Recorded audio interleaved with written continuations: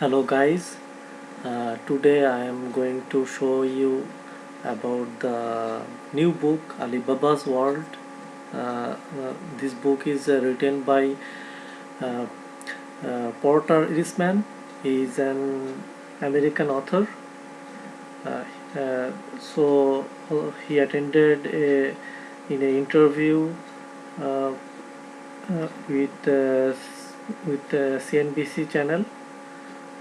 Also, he says the new CEO will carry on Jack Ma's vision. Okay. Porter Erisman, you were one of Alibaba's first American employees. You joined back in 2000. What was the company like back then? Now it's worth $250 billion, but what about then? Yeah, then it was just this sort of ragtag team of teachers and dreamers. And I talk about it in the book, my first sort of experience when I saw Jack in action. It was like watching a rock star at sort of his first gig before he really worked out the kinks and really knew what he was doing. But they had big dreams. They wanted to build China's first global internet company. And it looked like such a big dream that I thought I'd join up with them. And in the book, you write that Alibaba doesn't plan. That's the quote you attribute to Jack Ma. How hard was it working for a company that didn't plan its own future? Yeah, in those early days, Alibaba didn't plan much because the market was just evolving. It was sort of like right after the Big Bang. I think one of the things that helped Alibaba survive those early days was that rather than having a long-term plan, we just listened to the customer and moved and focused based on sort of what we learned each day. I'm sure now with 30,000 employees, they plan a lot, but those early days, that's probably what saved us. Can you talk about the development of the Chinese customer? People hear a lot about them buying knockoff bags. Talk about how astute the Chinese customer was then and how they are now. Yeah, back then there wasn't much of a consumer economy, and in fact there wasn't much e-commerce. So when Alibaba got started, less than 1% of China was online.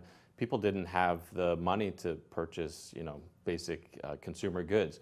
It's totally changed. The interesting thing you see now is that e-commerce has sort of leapfrogged in China beyond the US, so that people build brands on Alibaba and Tmall, and basically rather than going to a retail environment in an offline world, people just build brands online, and there are even original brands created simply on Tmall. Now, there's some U.S. brands that were trying to get into China. I'm talking about eBay and Yahoo. Now, a lot of people thought Alibaba was going to team up with eBay, but Jack Ma and Alibaba ended up going with Yahoo because he and Jerry Yang got along. Can you talk about that relationship? Yeah, that's one of the things in the book. I wanted to take people behind the scenes of these, board meetings so people could see what was at work here. And eBay seemed like the logical partner for us. Our businesses were more complementary, but Jack Ma and Jerry Yang had a much better rapport with each other. And we decided we'd take the bigger bet, which was trying to incorporate search into our portfolio of businesses. It turned out not to go very well, but that's sort of Alibaba and Jack Ma's style, is to really go for the big bet and be very aggressive. And the CEO, Jonathan Liu, is being replaced by the COO, Daniel Zhang. Can you talk about today's management? Yeah, I've met Daniel once or twice. He's a very humble guy and seems very competent in what he does.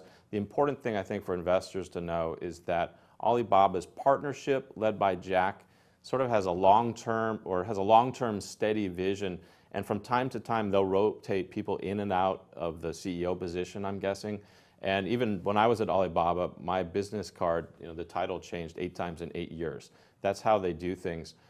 So I think people can expect that they'll stay on a steady course pursuing their vision, but they just have a new CEO to adjust and fine-tune based on their most recent needs. Well, finally, the title of your book is Alibaba's World. Is it really Alibaba's entire world, or are they going to really focus on China, which is a world unto itself? And I guess what I'm saying is there a way of doing things better off in places like China and India, very large places with lots of customers, as opposed to the US and Europe? Yeah, I think one thing people don't always realize, Alibaba already is global, but their marketplace is more serving import and export, so it's not something you use day to day as a consumer. So it is the most global of all the Chinese internet companies. I think they'll focus on cross-border trade and then focus on other markets similar to China, like maybe India or Southeast Asia, or who knows, maybe someday Africa. But I think for them to get really aggressive in the U.S., they'll start with baby steps, investing small amounts in U.S. companies to learn about the market, rather than trying to bring their entire business model here and apply it to the U.S. market. One more question. Who is Jack Ma afraid of? Is there a competitor out there that he's really worried about or really wants to beat into a pulp? I think our biggest fear was that we would have lost who we were. So I think he's afraid of Alibaba losing its culture. That's why the company spends so much time training staff, bringing them in, doing performance evaluations that stress values as opposed to just profit. So I think he thinks Alibaba themselves are the biggest competitor, and they need to just stay sharp and focus on the customer, themselves, and the rest will take care of itself. Thanks a lot, Porter. Right. Thank you. Thank you for watching The Street.